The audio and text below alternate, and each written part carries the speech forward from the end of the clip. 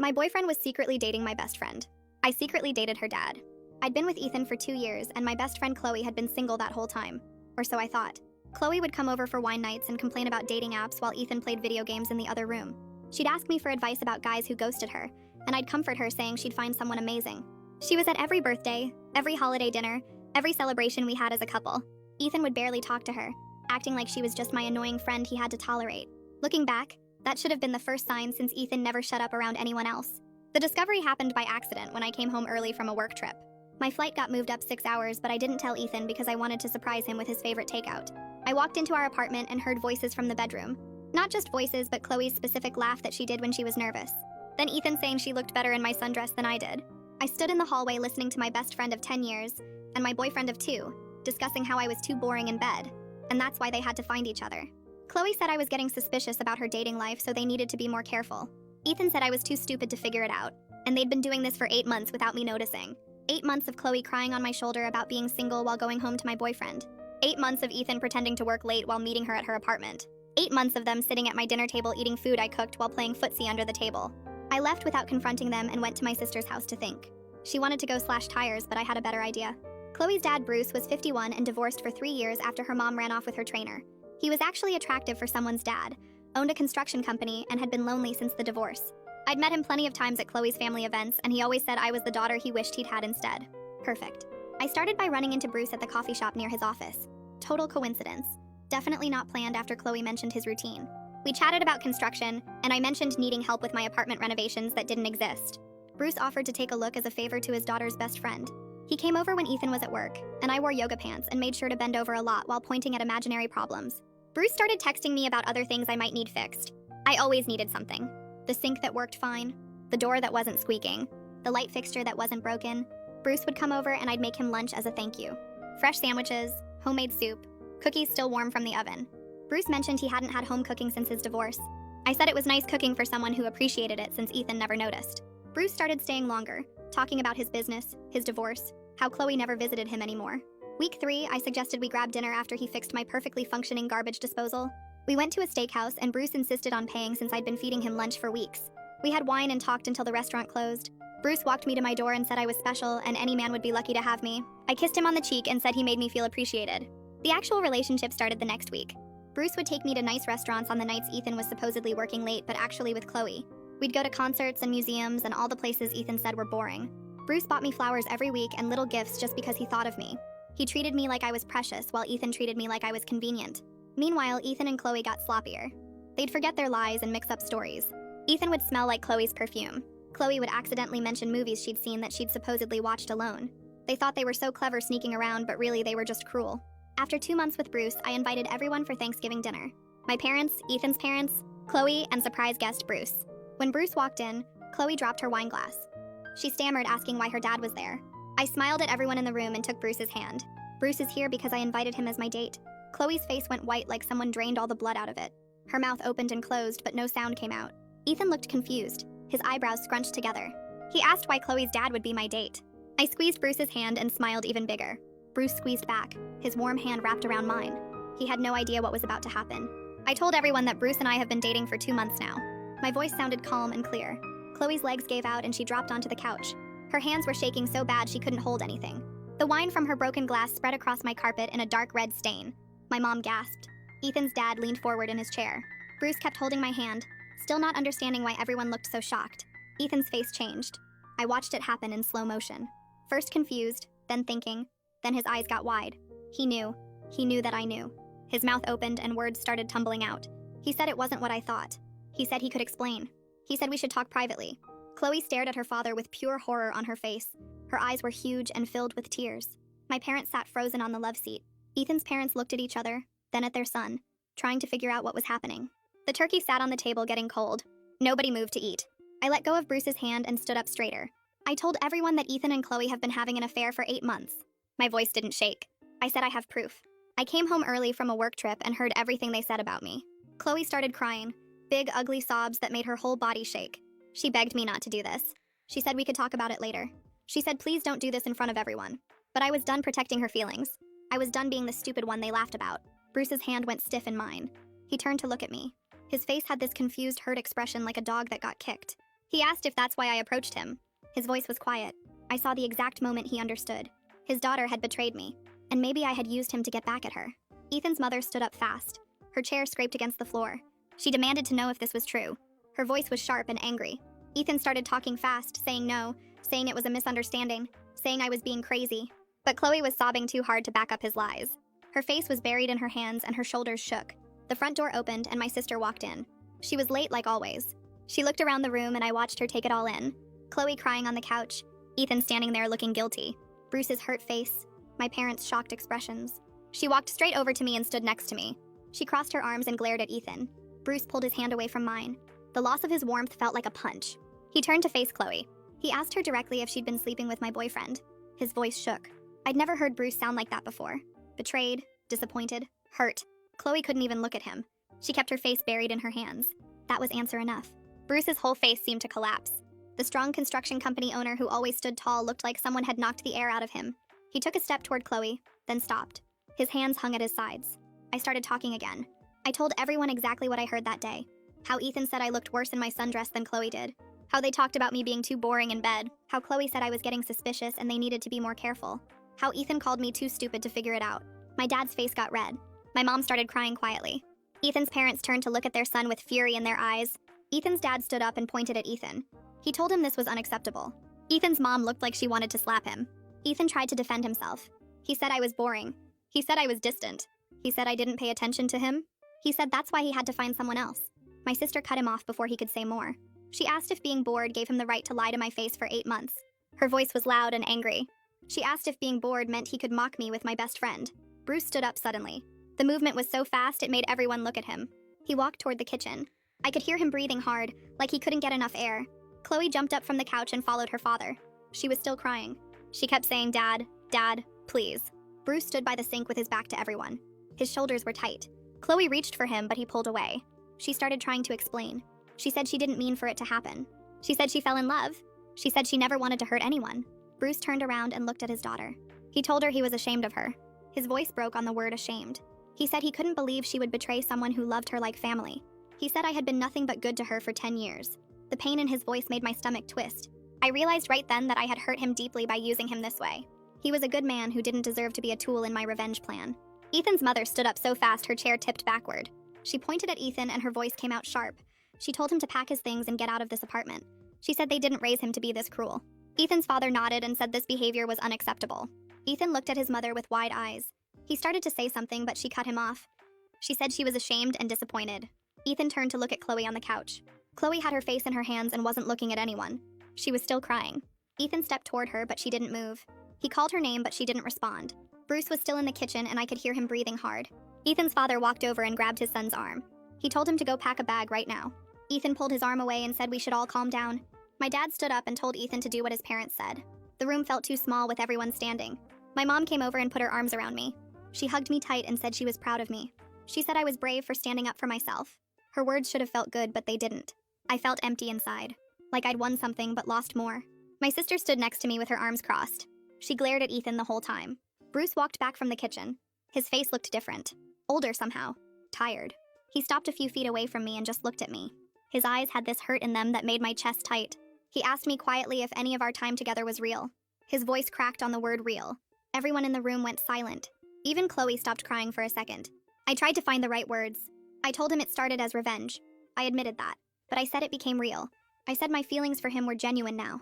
I said I cared about him. Bruce shook his head slowly. He looked down at the floor. He said he needed time to think. He said he needed to figure out if he could trust anything between us.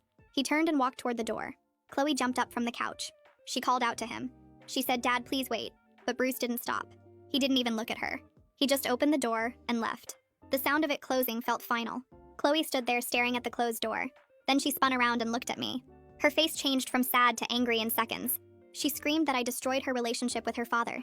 Her voice was loud and raw. She said I had no right to use him like that. Something hot flared up in my chest. I yelled back that she destroyed our 10-year friendship.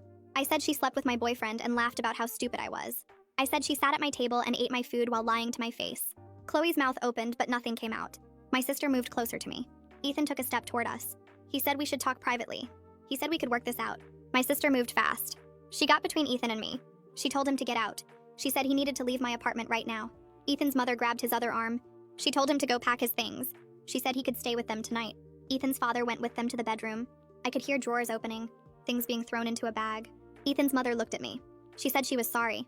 She said she had no idea her son was capable of this. She looked like she might cry. My mom kept her arm around me. Chloe stood in the middle of the room. She looked lost, like she didn't know what to do. Ethan came back out with a duffel bag. His dad had another bag. Ethan tried to catch my eye, but I looked away. His parents pushed him toward the door. He said my name once, quiet, but I didn't respond. The door closed behind them. Chloe looked at me one more time. Her face was red and wet. She opened her mouth like she wanted to say something. Then she just shook her head and left too. The apartment got quiet. Just me, my parents, and my sister. My legs felt weak. I sat down on the couch where Chloe had been sitting. The wine stain on the carpet looked dark. My mom sat next to me. My dad stood near the kitchen. My sister locked the door. Then it all hit me at once. The revenge didn't feel good. It felt hollow. I started crying. Not pretty crying. Ugly sobbing that shook my whole body. My sister sat on my other side. She put her arm around me. I told them I cared about Bruce. I said I genuinely cared about him. I said I hated that I hurt him. My mom rubbed my back. My sister held me tighter. I cried until my throat hurt, until my eyes burned. The Thanksgiving food sat on the counter getting cold. Nobody had eaten anything. The next morning I woke up in my bed. My phone was on the nightstand. I picked it up. 17 missed calls from Chloe. I scrolled through them. She'd called over and over, starting at midnight, then 2 in the morning, then 4. There was one text. From Bruce. It just said we should talk when I was ready. My stomach dropped reading it. I got up and walked to the kitchen. The apartment still smelled like turkey and stuffing. All the food was still out. Nobody had put it away. I felt sick looking at it. The dinner that never happened. I started putting containers in the fridge. My hands shook. 3 days went by. Chloe kept calling. I didn't answer. My sister came over and helped me clean. She asked if I'd heard from Bruce. I showed her the text. She said I should meet him. She said I owed him that. My phone rang while we were talking. Different name. Ariel from work. I answered. Ariel asked if I was okay. She said she heard what happened. I asked her how she knew. She said it was all over our friend group. Someone told someone who told someone else. I realized Chloe or Ethan must be telling people. Probably their version. Making me look bad. Ariel said she just wanted to check on me. I thanked her and hung up. I texted Bruce back. I said I was ready to talk if he was. He responded fast. He suggested coffee. We picked a place halfway between us.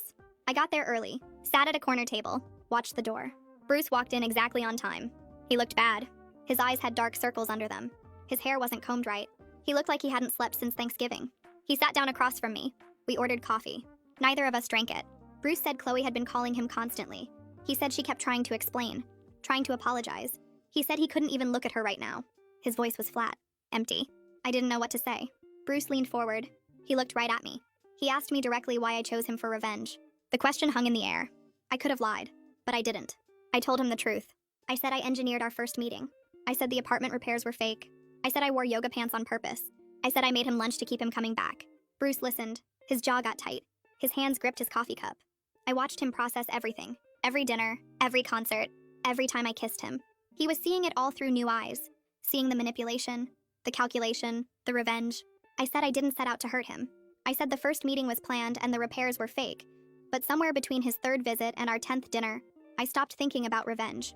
I stopped counting how many times I made him laugh, or how many stories he told me about his business. Bruce stared at his coffee cup. He asked when I knew it changed. I told him it was the concert. The one where he sang along badly to every song and didn't care who heard him. He looked happy. Free. I realized I wanted to keep seeing that look on his face. Bruce's mouth got tight. He said Chloe showed up at his house 2 nights after Thanksgiving. She was crying so hard she could barely talk. She kept saying she fell in love with Ethan and didn't mean to hurt anyone. Bruce told me he sat there listening to his daughter make excuses and felt sick. He said loving someone doesn't make cruelty okay. He said betraying your best friend for 8 months while crying on her shoulder isn't love. Chloe tried to explain that she and Ethan connected, that they understood each other. Bruce said he told her she needed to take responsibility for choosing to hurt me every single day for 8 months. Chloe left his house and hasn't called him since. I asked Bruce if there was any chance for us. Any way to start over without all the revenge and lies hanging over everything. Bruce looked at me for a long time. He said he didn't know. He said every time he thought about us now, he wondered what was real and what was strategy. He said he needed time to figure out if he could trust me. My chest felt tight hearing that. I realized I might lose him because of how this started. I left the coffee shop feeling worse than when I arrived. 3 days later, my phone rang. Unknown number. I almost didn't answer, but something made me pick up. The voice said his name was Lucas, Ethan's best friend. I remembered him from a few parties. Lucas said he needed to talk to me. He said he had no idea about the affair. All those times he covered for Ethan saying he was working late or helping Lucas move furniture were lies. Lucas said Ethan told him everything after Thanksgiving. He said Ethan was staying at his apartment temporarily and was a complete mess. Drinking too much, not showering, obsessing over what happened. Lucas said he felt terrible for unknowingly helping Ethan cheat. I told Lucas it wasn't his fault. Lucas said Ethan kept talking about how stupid he was, how he threw away 2 years for someone who didn't even really care about him. I didn't feel sorry for Ethan. I hung up and checked my email. New message from Chloe. Long paragraphs. I started reading. She wrote about how the affair started, how she and Ethan were both at my birthday party last year, and how they ended up talking in the kitchen while I was opening presents, how Ethan said he felt unappreciated, how Chloe said she felt invisible, how they kept texting after that night. I deleted the email before finishing. Her excuses didn't change anything. 8 months of lies, 8 months of them laughing at me, 8 months of her sitting on my couch pretending to be my friend. My sister came over that weekend to help me pack Ethan's stuff. His clothes still hung in the closet. His toothbrush sat by the sink. His books filled half the bookshelf. We started pulling everything out. My sister found a shoebox in the back of his drawer. Inside were hotel receipts, dozens of them. Different hotels, different dates, all from the past 8 months. My sister kept digging. She found a phone I'd never seen before, a cheap burner phone. She turned it on. Messages between Ethan and Chloe, hundreds of them. Planning when to meet, talking about how to avoid getting caught, making fun of things I said. My sister looked at me. She said the proof of how elaborate their lies were should make me feel less guilty about Bruce. She was right. They didn't just betray me. They built an entire secret life. My phone buzzed later that night. Text from Bruce. He said he'd been thinking about us constantly. He said he wanted to try having an honest conversation without Thanksgiving hanging over us. He suggested meeting at a park, neutral ground, somewhere we could walk and talk. I agreed. We picked a time for the next day. I got to the park early, walked around the pond, watched ducks swimming. Bruce showed up exactly on time. We started walking. Neither of us talked at first. Finally, Bruce said he couldn't stop thinking about me. He said he missed our conversations, missed hearing about my day, missed making me laugh. I told him being with him made me feel valued, made me feel like someone actually saw me. Ethan never asked about my work, never remembered my favorite foods, never cared if I was happy. Bruce did all those things without me asking. Bruce stopped walking. He said those feelings sound real. I said they are real. I said maybe they started fake, but they became real somewhere along the way. Bruce started walking again. He said Chloe called him yesterday. She said I was manipulative, said I seduced her father just for revenge, said I was a terrible person. Bruce said he wanted to hear my side. He wanted to know who I really was. I took a breath. I told him about the woman I was before I heard Ethan and Chloe in my bedroom. I told him I was the kind of person who made homemade soup for sick friends, who remembered birthdays, who believed people when they said they loved me. Then I told him about the woman I became after, the one who wanted to hurt the people who hurt her, the one who used his loneliness against him, the one who bent over in yoga pants on purpose. I said both versions were me. Bruce listened. He said his divorce left him feeling worthless. His wife left him for someone younger, someone more exciting. He said when I showed interest, it felt like maybe he wasn't as broken as he thought. He said my attention meant everything to him. I realized we were both hurt people who found each other, both vulnerable, both looking for something to make the pain stop. We kept walking, kept talking. 3 hours passed. The sun started setting. Bruce said the situation was complicated, but maybe complicated didn't mean impossible. I said I wanted to try. Really try. Not revenge or strategy, just two people seeing if something real could grow from messy beginnings. Bruce said he wanted that too, but he needed to go slow, needed to rebuild trust. I told him slow was okay. Slow was better than nothing. We walked back to his truck in silence. Bruce opened my door, helped me in, drove me home without the radio on. At my apartment door, he turned to face me. He said he needed time to think, time to figure out if what we had was real or just revenge wrapped in pretty dates. I nodded. My throat felt tight. Bruce touched my cheek once, then he left. I went inside, sat on the couch where Ethan used to play video games. The apartment felt different now, empty in a new way. Not just because Ethan was gone, but because I might lose Bruce too. My phone buzzed. Text from my sister asking how it went. I told her Bruce wanted space. She said that was probably smart even though it sucked. I agreed. The next 3 days passed slowly. Work felt strange. Normal tasks seemed pointless. I kept checking my phone. No messages from Bruce.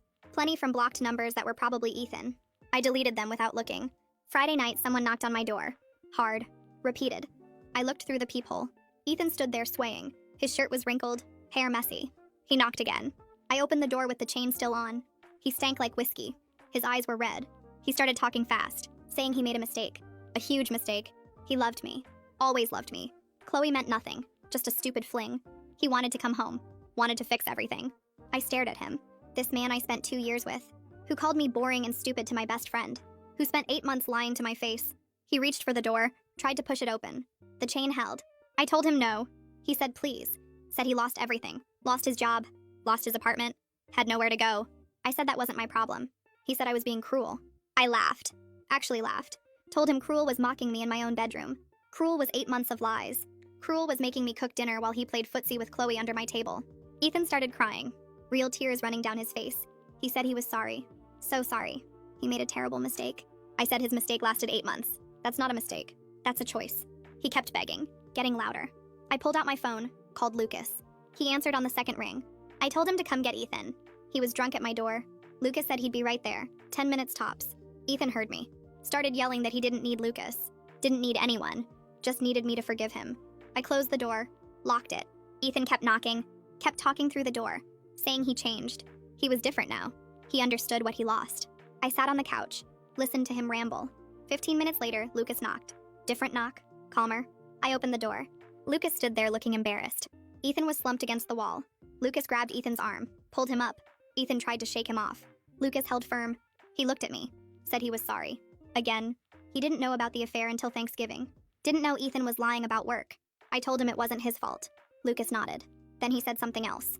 Said Ethan lost his job 3 weeks ago. Called in sick too many times. Always on days he was meeting Chloe. The company fired him for excessive absences. I felt something cold settle in my chest. Good. There were consequences. Real ones. Lucas dragged Ethan toward the stairs. Ethan looked back at me.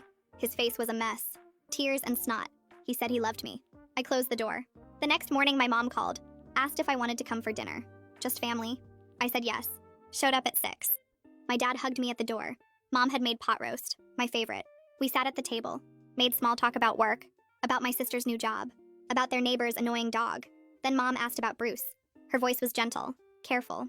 She said they were worried. Worried I was getting hurt again. I set down my fork. Told them Bruce was a good man. A really good man. He got caught in my revenge plan. He didn't deserve that. I was trying to give him space. Let him decide what he wanted. Dad asked if I wanted Bruce to choose me. I said yes. More than I expected to. Mom reached across the table. Squeezed my hand. Said sometimes good things come from messy situations. Sometimes we have to work through the mess to find what's real. I nodded. Dad said Bruce seemed like a decent guy at Thanksgiving. Before everything exploded. Said he saw how Bruce looked at me. Like I mattered. I felt tears start. Pushed them back. Mom said they'd support whatever I decided. Whatever happened with Bruce. They just wanted me to be happy. Actually happy. Not settling for someone who treated me like I was convenient. We finished dinner. I helped with dishes. Drove home feeling lighter. Less alone. Monday morning, I got a message on social media. From someone named Jerome. Chloe's uncle. I remembered him from family events. Tall guy. Always told bad jokes. The message said he heard what happened. Wanted me to know Chloe's behavior didn't represent their family. They raised her better than that. He said Bruce was devastated. Really struggling. But Chloe was starting to understand what she did. Starting to see the weight of it. I stared at the message. Didn't know what to say back. Jerome added that he always liked me. Thought I was good for Chloe. Kept her grounded. He was sorry she threw that away. I typed a simple thank you. Sent it. Put my phone away. I folded the letter back into its envelope. Put it in the drawer of my nightstand. Under some old receipts and a random phone charger. Not throwing it away felt important somehow. Like keeping proof that she at least tried to own what she did. My sister came over that evening with Chinese takeout. We ate on the couch while some reality show played in the background. She asked if I'd heard from Chloe. I told her about the letter. She set down her chopsticks. Asked if I was going to respond. I said no. She nodded. Said I didn't owe Chloe anything. Not forgiveness, not acknowledgement, not even a reply. She said some people think forgiveness is required to move on, but that's garbage. Sometimes the healthiest thing is to just let people sit with what they did. I asked if that made me a bad person. She looked at me like I was crazy. Said absolutely not. Said Chloe betrayed 10 years of friendship and laughed about how stupid I was. Said that deserves consequences. Real ones. Not just a nice letter where she feels better about herself. We finished eating. She stayed until midnight, talking about nothing important. Her new job, our parents, the neighbor who plays music too loud. Normal stuff. It felt good. Like I could be a regular person again instead of someone constantly thinking about betrayal and revenge. 3 days later, Bruce texted. Asked if we could meet for coffee. I stared at the message for 10 minutes before responding. We agreed on Thursday afternoon. Same coffee shop where we'd first run into each other. Or where I'd staged running into him. The irony wasn't lost on me. I got there early, ordered my usual. Sat at a table by the window. Bruce walked in exactly on time. He looked better than at the park. Less tired. His shoulders weren't as tense. He got his coffee and sat across from me. We made small talk for a minute. Weather, traffic, nothing real. Then Bruce set down his cup. Said he'd been spending time with Chloe. Trying to work through everything. My stomach twisted, but I kept my face neutral. He said she was genuinely sorry. Really struggling with what she did. I wanted to say she should struggle. That she earned every bit of guilt. But I just nodded. Bruce continued. Said they'd had some hard conversations. Really hard. About the affair. About me. About why she made the choices she made. He looked older talking about it, tired in a way that went deeper than lack of sleep. Bruce said Chloe admitted something during one of their talks. Said the affair made her feel powerful, desired. Like she was winning some competition she didn't even know she was in. She never thought about the real damage. Never considered that I was an actual person with feelings. Just saw me as an obstacle between her and what she wanted. Bruce's voice got rough saying this. He looked out the window. Said he was disappointed in her. More than disappointed. He didn't know he'd raised someone capable of that kind of cruelty. I felt something crack in my chest. Not for Chloe. For Bruce. Because he was trying so hard to love his daughter while hating what she'd done. He said their relationship would never be the same. He'd forgive her eventually because she was his daughter. But trust was gone. Maybe forever. The easy closeness they used to have was dead. I reached across the table, touched his hand. He looked at me. His eyes were wet. I pulled my hand back. This felt too intimate for what we were now. Whatever that was. I asked the question I'd been avoiding. Asked if he'd decided what he wanted. Regarding us. Bruce took a long breath. Said he'd been thinking about nothing else for weeks. He cared about me. Really cared. But he worried we were built on a foundation that couldn't support anything real. Revenge and manipulation. Lies and strategy. He didn't know if we could ever trust each other completely. Didn't know if every moment together would be tainted by how we started. I wanted to argue. To say we could move past it. But he was right. I'd seduced him on purpose. Calculated every move. Used his loneliness against him. That doesn't just disappear because I caught feelings later. Bruce said he didn't want to lose me completely. Didn't want to throw away what we'd built even if the foundation was cracked. But he needed time. Needed to figure out if we could be something healthy. I nodded. My throat felt tight. Bruce suggested we try being friends first. No romance, no pressure. Just rebuilding trust slowly, getting to know each other without all the weight of secrets and revenge. I agreed. Said if we were meant to be together, we needed to start from honesty. Not from the calculated seduction that began everything. Bruce smiled a little. Said he'd like that.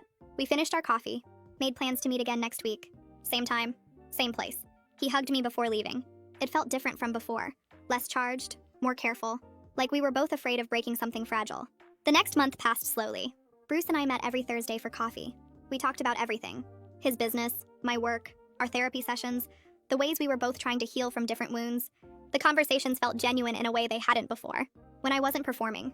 When he wasn't being seduced. We were just two people trying to figure out if we actually liked each other. I told him about my childhood. My parents, my sister. Things I'd never shared during our dates because I'd been too focused on making him fall for me. Bruce talked about his divorce. Really talked about it. Not the surface version he'd mentioned before. He said his ex-wife leaving destroyed his confidence. Made him feel worthless.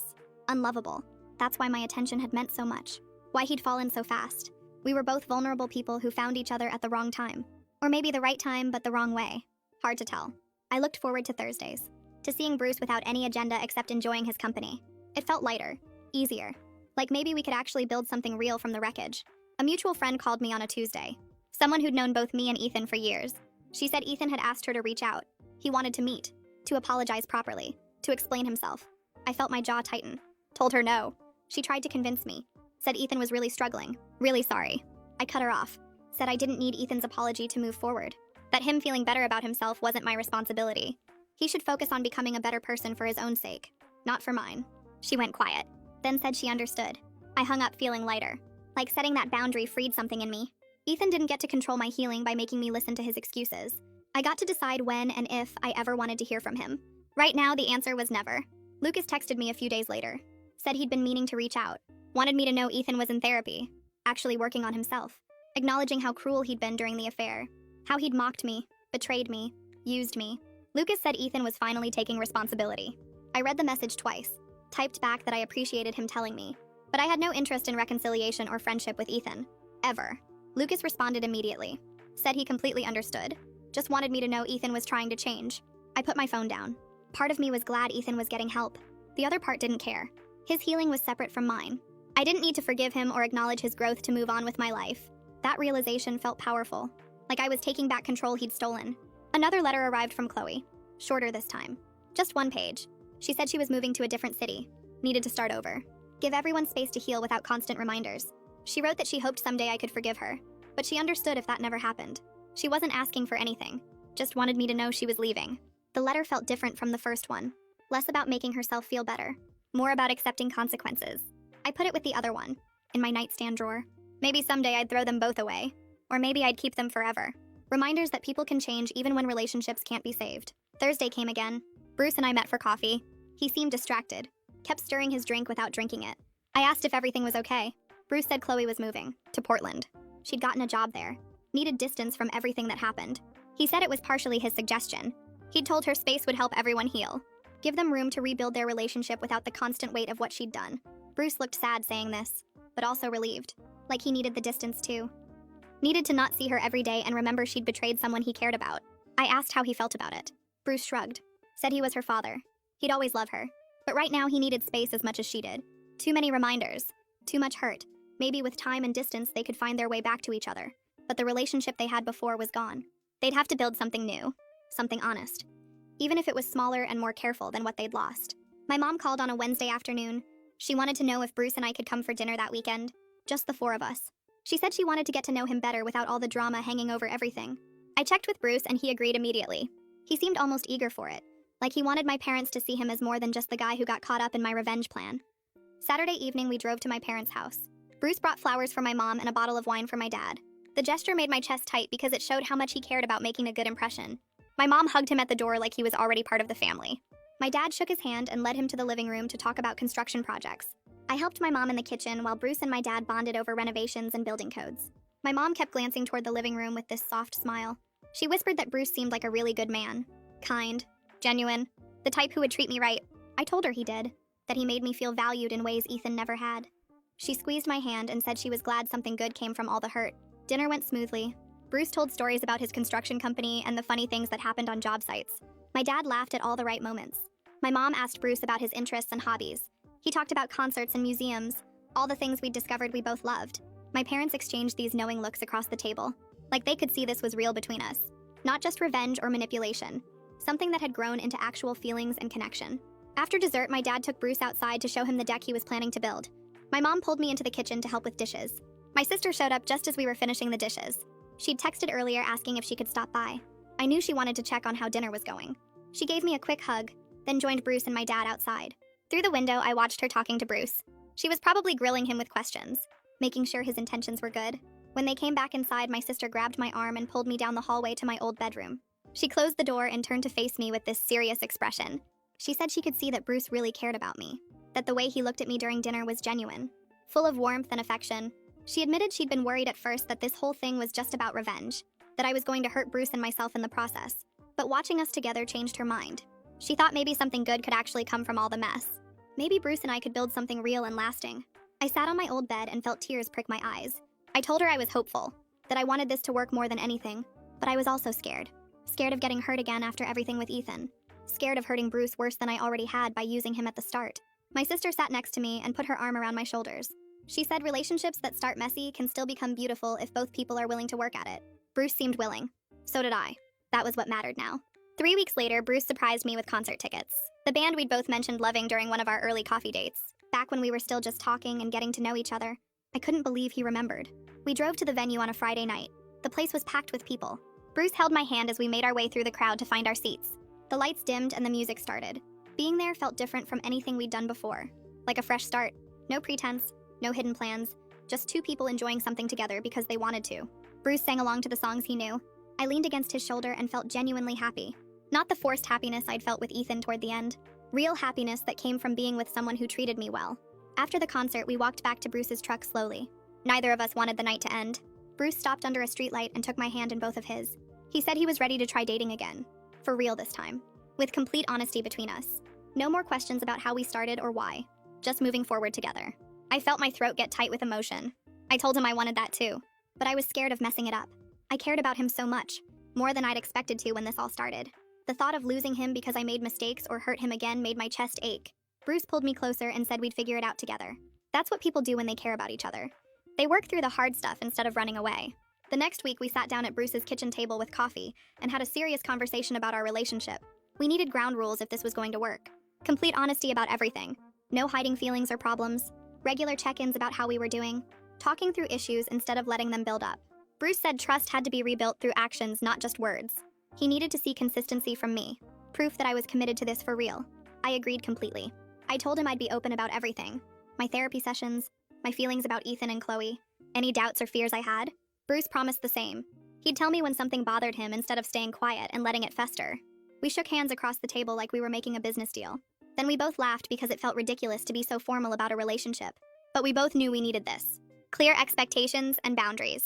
I decided it was time to introduce Bruce to my work friends properly. Not as a secret I was hiding, but as my actual boyfriend.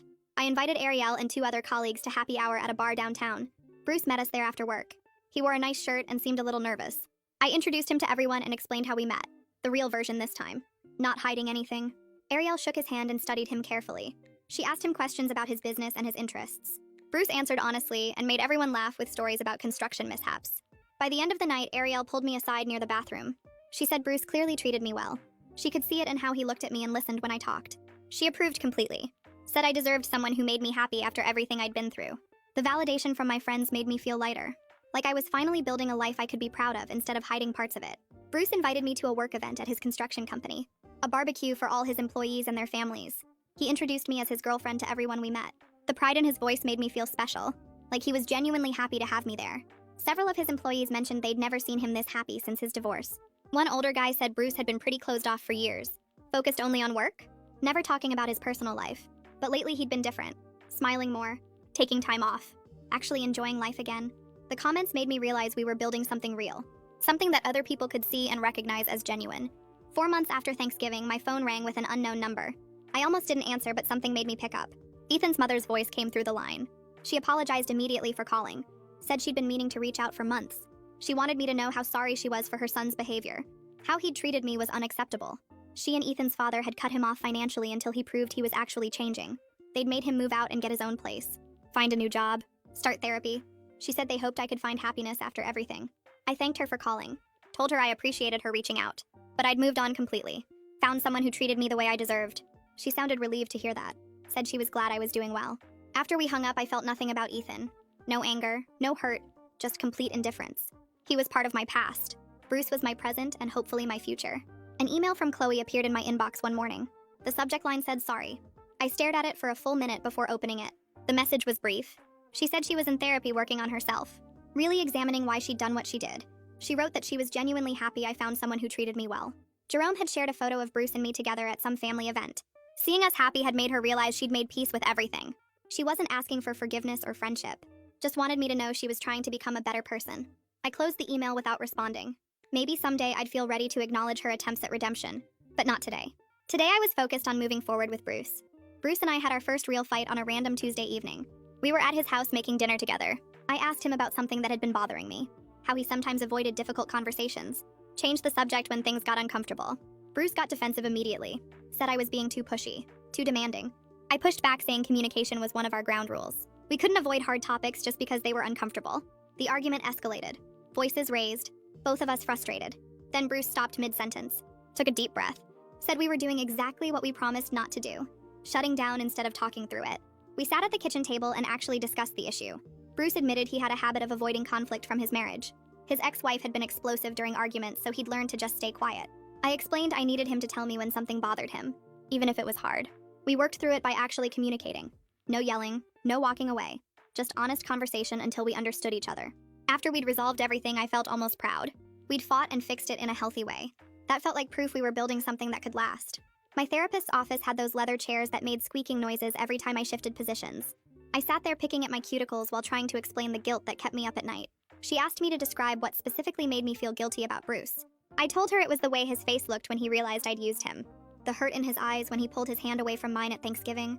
The fact that I'd engineered our first meeting and manipulated every interaction until it became real. She wrote something in her notebook and asked if I regretted dating him at all. I said no, because somewhere between the fake repairs and the real dinners, I'd fallen for him completely. She pointed out that Bruce was still with me despite knowing the truth. That he'd chosen to stay and work through it. That maybe I needed to forgive myself the same way he was learning to forgive me. I scheduled another appointment and drove to Bruce's house afterward. He was in his garage organizing tools when I arrived. I stood in the doorway watching him for a moment before speaking. I told him I'd just come from therapy and we'd talked about the guilt I carried. Bruce put down the wrench he was holding and turned to face me. I asked him directly if he still hurt when he thought about how we started. He was quiet for a long moment before admitting that yes, sometimes it still stung. Knowing I'd approached him with a plan instead of genuine interest. But then he said something that made my chest tight. He told me he'd decided to focus on who we were now instead of dwelling on how we began. That every relationship starts somewhere, and ours just had a messier origin story than most. He said what mattered was that we were both choosing each other now with full honesty and clear eyes. I moved closer to him and took his oil-stained hands in mine. I told him I was choosing him too, and I'd spend however long it took proving that my feelings were real. Bruce invited me for dinner at his house the following week. He cooked steaks on his grill while I made a salad in his kitchen. We moved around each other easily like we'd done this 100 times before. The evening felt calm and domestic in a way that made me realize how much had changed since Thanksgiving. We ate at his dining room table with candles lit between us. Bruce poured wine and we talked about work and my parents and his latest construction project. Normal couple things that felt significant because they were so ordinary. After dinner, we moved to his couch and Bruce turned the TV on, but neither of us really watched it. He pulled me close against his side and I fit there perfectly. We sat in comfortable silence for a while before Bruce shifted to look at me directly. His expression was serious and my heart started beating faster. He told me he needed to say something and he wanted me to really hear it. I nodded and waited. Bruce said he loved me, that he'd fought against it for weeks after Thanksgiving because he didn't want to love someone who'd used him. But he couldn't help it.